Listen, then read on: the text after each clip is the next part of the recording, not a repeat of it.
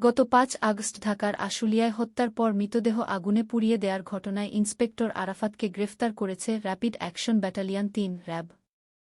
আজ শুক্রবার ৩ সেপ্টেম্বর এক বিজ্ঞপ্তিতে এই তথ্য জানায় র্যাব।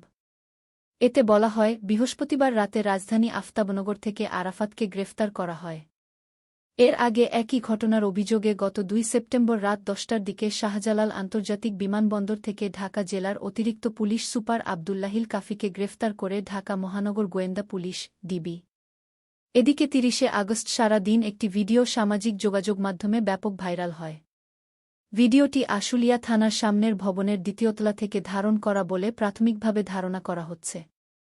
ভাইরাল হওয়া ১ মিনিট ১৪ সেকেন্ডের ভিডিওতে দেখা যায়, দুজন পুলিশ সদস্যের একজন হাত ও একজন পা ধরে ভ্যানে একটি লাশ নিক্ষেপ করছেন। এর আগেই ভ্যানে লাশের স্তূপ করে কাপড় দিয়ে ঢেকে দেন তারা। সর্বশেষ লাশটি তুলে একটি ব্যানার দিয়ে ঢেকে দেয়া হয়। শেষে পুলিশ সদস্যদের উপস্থিতি দেখা মেলে। থানার বিভিন্ন গলিতে ছাত্রজনতা প্রবেশ করলে তাদের লক্ষ্য করে গুলি ছুড়ে পুলিশ। এ সময় বেশ কয়েকজন গুলিবিদ্ধ হয়ে মারা যান। পুলিশ লাশগুলো তাদের থানার সামনে নিয়ে যায়। সেখানে একটি পুলিশ ভ্যানে লাশগুলো রেখে আগুন দিয়ে জ্বালিয়ে দেয়া